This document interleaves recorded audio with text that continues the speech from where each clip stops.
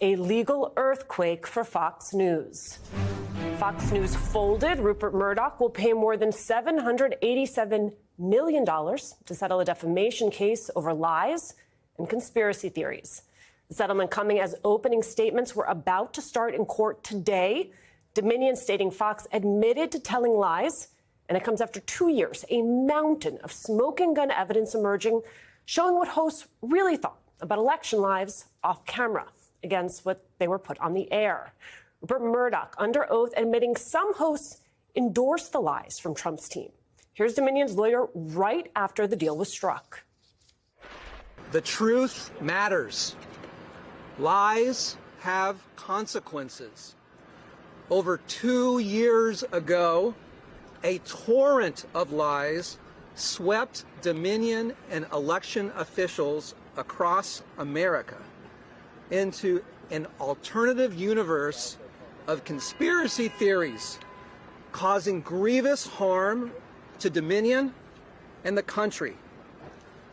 Today's settlement of $787,500,000 represents vindication and accountability. Vindication and accountability. Fox News releasing a statement saying, quote, "We acknowledge the court's rulings finding certain claims about Dominion to be false. This settlement reflects Fox's continued commitment to the highest journalistic standards." Here's the thing. $787 million, that tells the story. With this historic settlement, Murdoch and those hosts avoid the witness stand and the headlines. The New York Times reporting, quote, "While the settlement avoids a lengthy trial, it still results in a rare instance of accountability for attempts to delegitimize President Biden's victory." Noting, quote, "Few people or organizations have faced legal ramifications for claims related to electoral fraud that were brought by Trump or his supporters." Joining me now from outside the courthouse, MSNBC's Katie Phang. Katie, how did this go down today?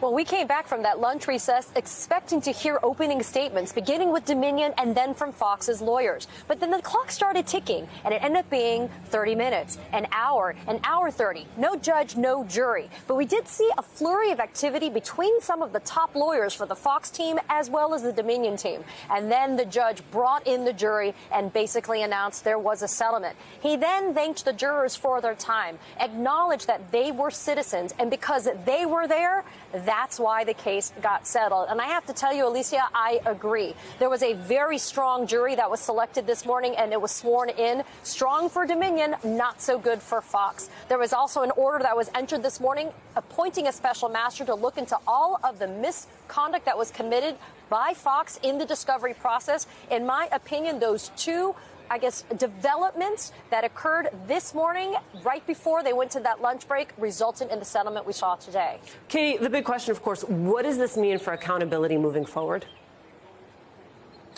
Well, it basically makes Dominion whole and then some. But America at large is probably asking itself whether or not Fox actually learned its lesson as a result of today's settlement.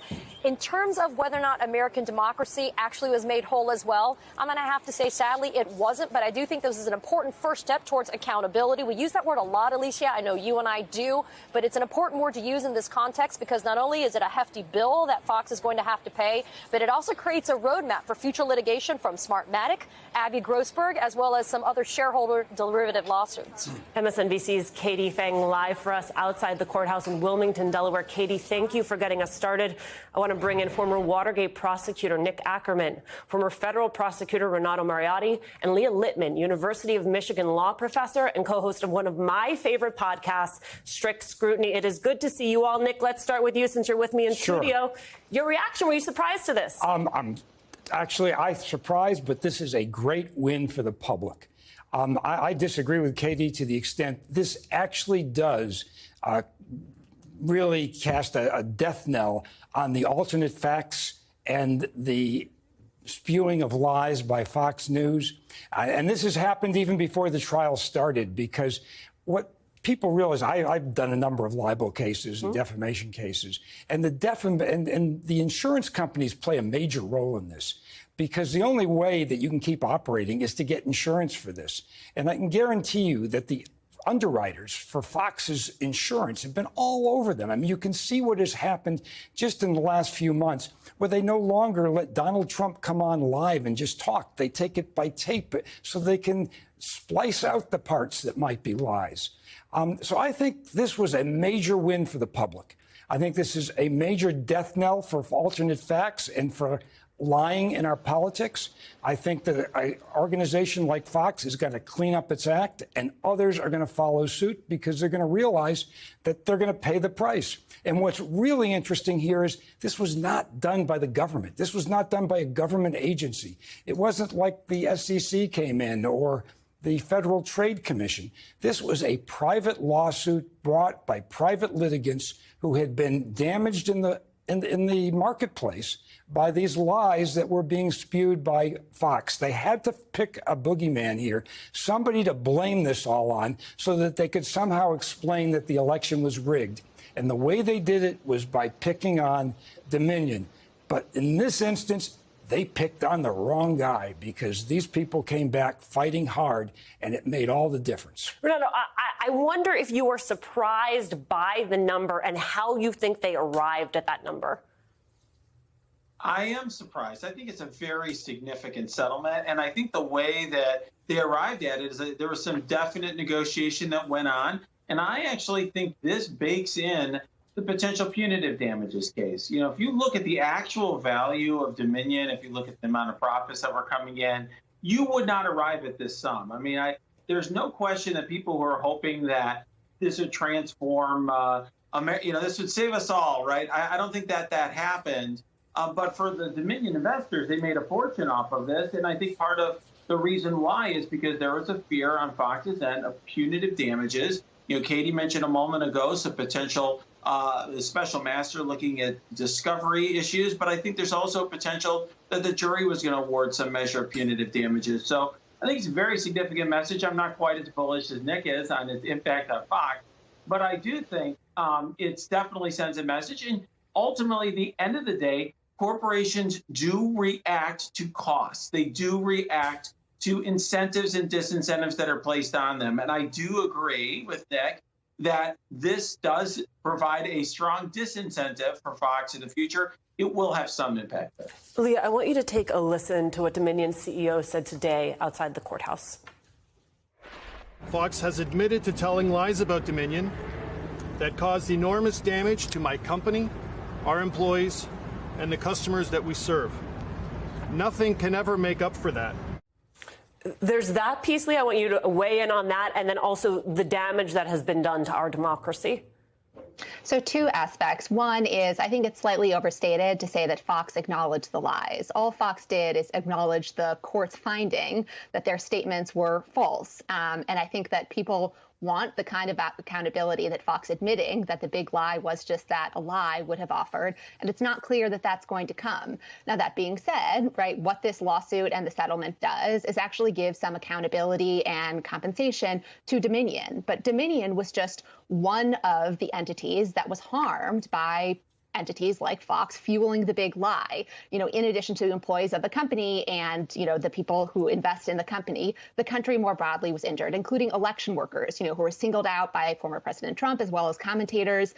And, you know, those people, as well as our democracy more generally, are not really going to get anything from this settlement, even though, you know, I hope that pricing in the cost of lying to a business model will deter other companies from engaging in similar behavior. I will hang my hat on that hope. Nick, it has not yet been reported if this is in the final agreement, but the New York Times was reporting yesterday that Dominion would only take a settlement if it included Fox issuing them an apology. Do you think that might be in the agreement? I'm not sure if it is, and it doesn't make a difference. What really matters is that they've acknowledged that they lied and that all of the lies, a whole series of lies that were found by the court in its summary judgment motion, were correct, that they lied. And that's the most important part. But take me through Leah's point there, which is that they haven't totally acknowledged that they've lied.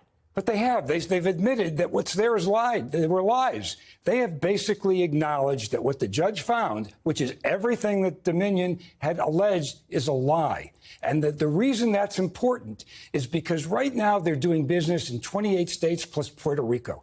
They're looking to do business over the entire country. Part of their damage claim was on the notion that their profits would have taken off in a much bigger way over a period of time, and that certain states controlled by Republicans would go along just like they did on this big lie and essentially get rid of drop boxes and do all kinds of other things that Donald Trump insisted that be done and the Republicans wanted to do. And one of the things that Dominion was afraid about was that they would be killed in the marketplace because people would believe the big lie that they basically rigged the entire election. This shows they didn't. The public won big time here, and Fox lost miserably. And hopefully this will clean up some of our politics. I mean, Renato, this is one of the first times we've seen legal accountability for election fraud lies. We've talked about the impact it would have on the network moving forward. I think there's also the question of the impact it's going to have in the broader legal landscape that we're all watching. Yeah, I mean, one thing that's really interesting about this is there's been a movement amongst conservative judges to roll back libel protection, to actually make it harder for defendants, people in Fox's position, to defend themselves. And that would have an impact on journalists, right, who are defending themselves from frivolous lawsuits that Trump and others bring. And I think that this is sort of a message that actually the important standard that was set forth in New York Times versus Sullivan worked, at least in this case. And someone was held accountable. It's a massive settlement, I think the largest in the history of defamation suits. And there's more to come, potentially. Smartmatic has a suit against Fox. And Dominion seems like they're going to be, they have legal actions they're going to be bringing in the future as well. So I don't think this is the end, and I do think it's a very significant development. Leah, I am following this as a journalist that is very different than following it as a lawyer and a legal expert. What is it that I am missing? I'm not sure that we're really missing anything. Again, I think the most significant aspect of this settlement is just the size of the settlement and the hope that it makes lying to the public in such a really clear and brazen way too expensive for Fox to do in the future.